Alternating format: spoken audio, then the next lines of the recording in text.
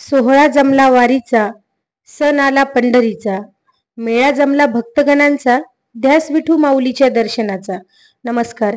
आज आपण बघूया विठुराया पंढरीला आले कसे. पूर्वी पुंडलिक नावाचा विष्णू भक्त होऊन गेला. तो पत्नी व आई वडील सत्यवती आणि जानुदेव यांच्याबरोबर दिंडीरवन नावाच्या जंगलात राहत होता. पुंडलिक हा सद्गुणी पुत्र होता, पण त्याच्या लग्नानंतर तो आपल्या आई वडिलांना वाईट वागणूक देऊ लागला.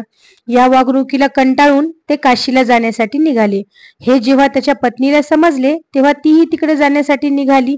ती पती समवेत घोड्यावर ते आई वडील त्या ज्या समूहासोबत जात होते तेथे पोहोचले.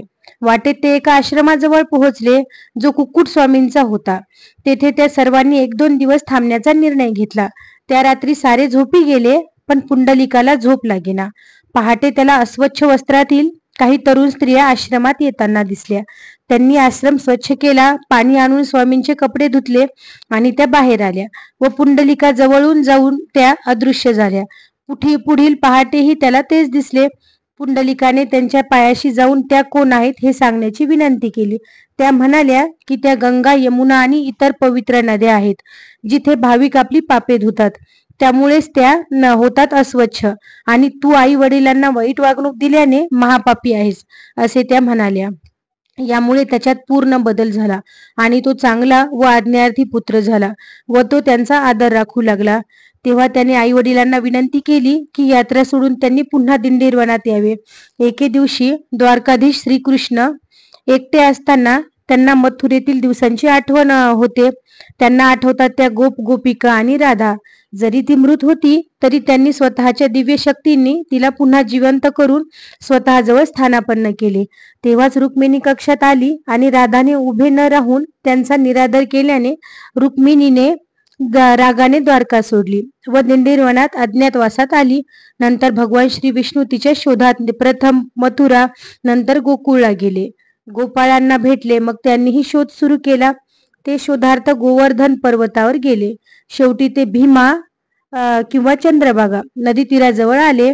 सोबत असलेल्या गोपाळांना गोपाळपूर येथे सोडून स्वतः दिंडीरवन जंगलात तिचा शोधार्थ निघाले आणि तिथे रुक्मिणी सापडल्यावर तिचा राग शांत केला. नंतर रुक्मिणीसह तेथेच असलेल्या पुंडलिकाच्या आश्रमात आले.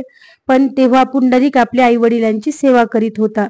जरी त्याला माहीत झाले की भगवान श्री विष्णू स्वतः भेटायला आले, तरी आई वडिलांच्या सेवेसमोर त्याने तत्काळ भेटण्याचे नाकारून एक वीट त्यांच्याजवळ फेकली. त्यावर उभे राहण्यासाठी पुंडलिकाची आपल्या आई वडिलांविषयीची श्रद्धा पाहून भगवान श्री विष्णूने विलंबाची पर्वा केली नाही. विटेवर उभे राहून पुंडलिकाची वाट पाहिली.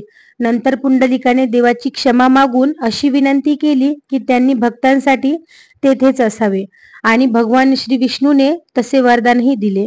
तेव्हापासून भगवान श्री विष्णू आहेत विठ्ठल या अवतारात.